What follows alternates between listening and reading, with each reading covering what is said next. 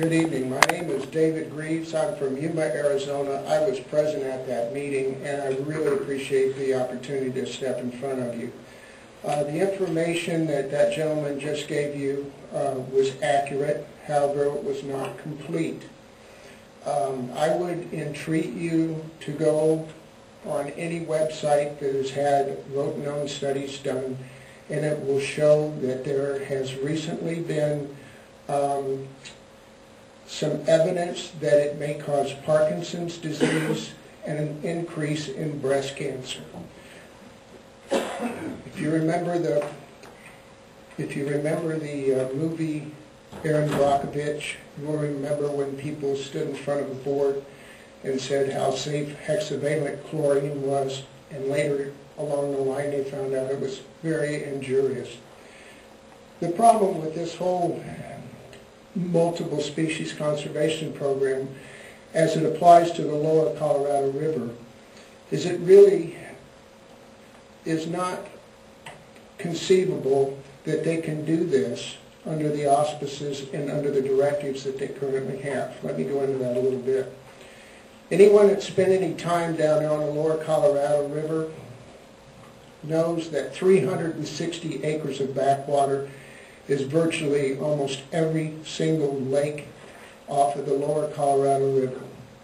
As a longtime sportsman and former president of Yuma Bassmasters for 3 years, we all took a very optimistic approach to this and an objective approach, and we tried to work as pragmatically with these folks as we could in identifying alternate backwaters that weren't presently accessible, that is navigable waters of the lower Colorado River. Their whole study was based on water clarity and water quality.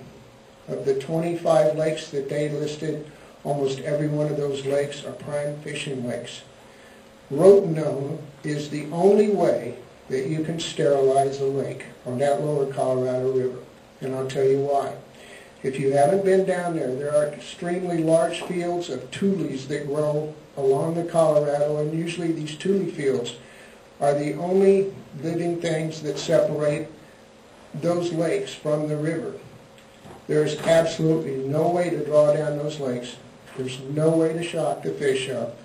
There's no way to do anything else than put this rotenone in the water. Now once you've done that, there's two ways to introduce rotenone in the water.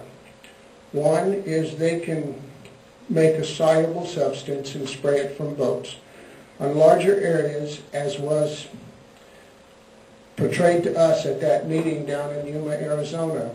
The other way is by helicopter. From helicopter, it lands on all of the other living things, not just the water, but on the tules, on the trees, on animals, on everything. Let me tell you how bad this rotenone is. In 3 to 5 hours, it will kill a pig. 3 to 5 hours, it will kill a pig. This is verifiable information that you can glean off of the internet. It also has some neurological problems with younger children. There's a lot of people that play down there on the Colorado River. This rotenone has presently and priorly been introduced in that water. 3 coves were closed off up at Lake Havasu. No warning was given to the folks that live up there, and they are still presently closed. We talked to the helicopter pilot that sprayed the rotenone on those lakes. He's very upset because he was told it was a different substance and it was used to kill plants. When introduced into the water, every living creature in that water that has gills will die within 48 hours. That's every single bass, every single catfish, every single creature that has gills. That's what is going to happen. Now if you notice and you turn to your page, all this rotenone information is on the back pages.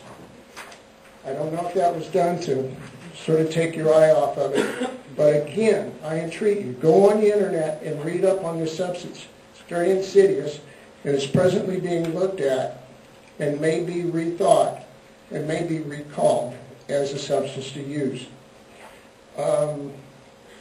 I talked to the head biologist down in Yuma, and at the meeting I called him arrogant for spraying this substance into the water without telling anybody.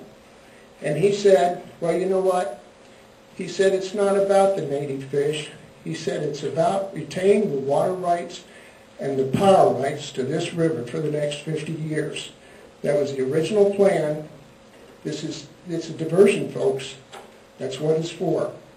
And you better take a good hard look at it, because this MSCP program has far-reaching consequences.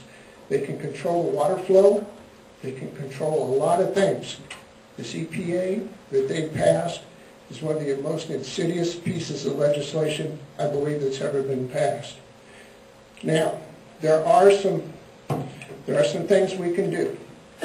We've identified some alternate backwaters that are encompassed in land. Now, when he said that Rotenone's been used for a number of years, yes, it has. But it's been used in lakes that are totally encompassed in land. This is the first time that we've heard of, or the gentleman that owns the company that makes rotenone has ever heard of introducing rotenone into drinking water. And he was absolutely livid when he found this out, because he knows it's being left open for a lot of lawsuits. This stuff does not dissipate rapidly. It can last up to 6 months in the water system. So again, please take a good hard look at this. Read over the program. There's 3,400 pages available to you, and there's a lot of information that's on the internet. So please take a good hard look. Thank you.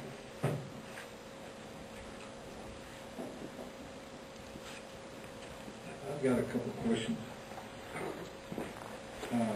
Mike, were you aware this has been sprayed? Pardon? Are you aware this has been used on the river? No, no. It was, if it was, it wasn't part of the MSC program. Yes, it was. It was across from Walter's camp. They identified it, and they owned up to it at the meeting down in Yuma, Arizona, that it was used. Lake Wide, that they called it, was a total debacle. When was that used? That was used 3 years ago. I'm saying that potentially that was done prior to the MSCP. Who closed the 3 coves off up in Havasu? No one will own up to that, but yet it's federally posted. See, that's what I'm saying. This thing has been in the works for 10 years, folks. My Senator Kyle didn't know anything about it until I approached him on it. No one in the legislature knew anything about it. Your government in the state of California passed laws that you cannot mitigate this, private parties can't sue over this. Arizona and Nevada can. California can't. And I have hard copy evidence of that. Would this not fall under the Clean Water Act?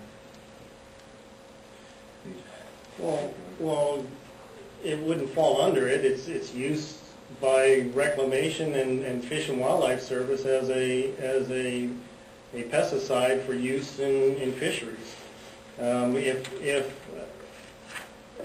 I'm sure it's been used in other lakes and reservoirs, which are essentially drinking water. But Reclamation's going to look at it, and we have whatever is needed to use that as a treatment for fish removal. I guess my question would be, we saw some of the environmental protection, for example, like on the All-American stuff, bypassed by the federal government. Has any of these measures been bypassed? No. They will not. If they make the decision to use rotenone within the MSCP for these backwaters, they will verify whether they need any permits, and we will follow that as needed. I guess my last question: how far behind is the government in their payment on this? None. The government's been paying each year as we have. The government has? Yes. Reclamation provides funding. Can you contain the treated area in an open waterway in this backwater? I don't know. I've never been to each and every one of those backwaters. That's what the analysis is done by Reclamation to determine if that's possible.